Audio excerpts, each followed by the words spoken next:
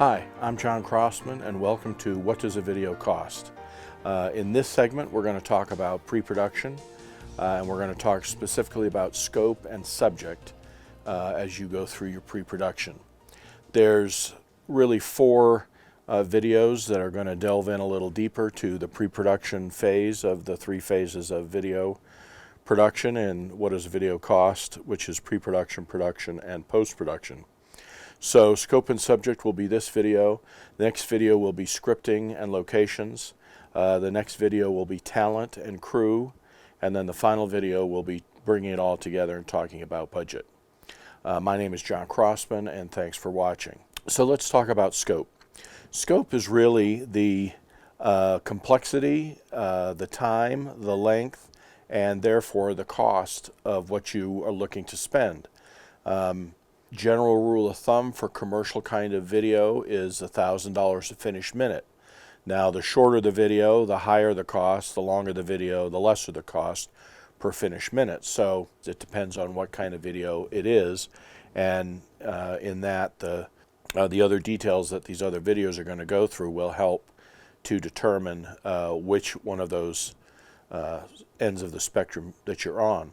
So scope is really the complexity and how much money you have to spend.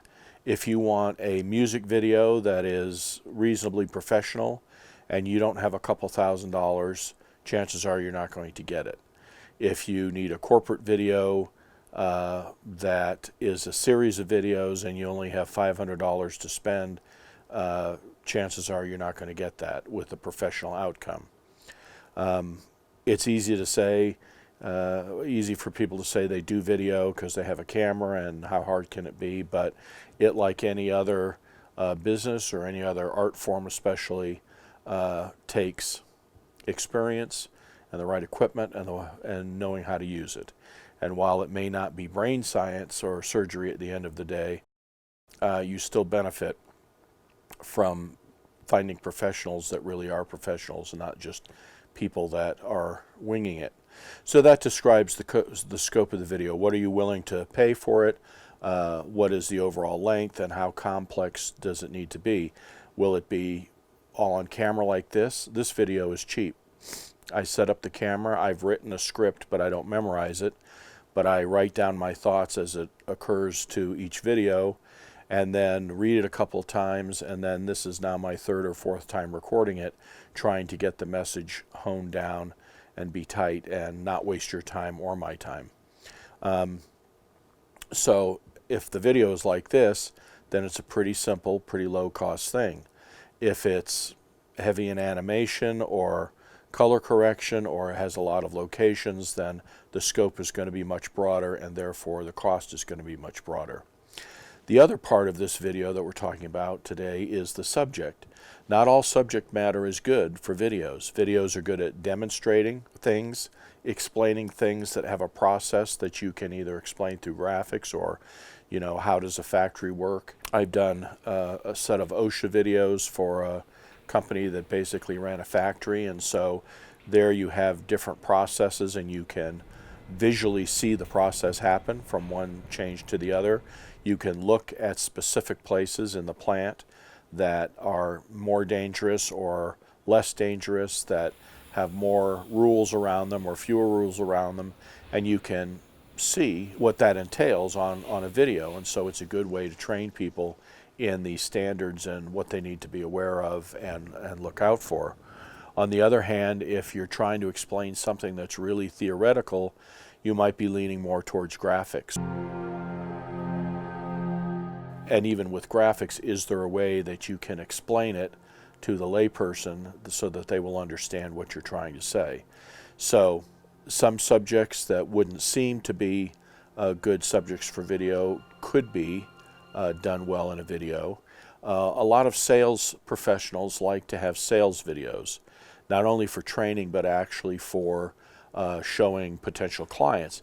And the reason for that is that once you've crafted your sales message and what you think is the effective way to lay out the product and the benefits in the market, blah, blah, blah, you can then create a video around that message, and that message is delivered the same way every time.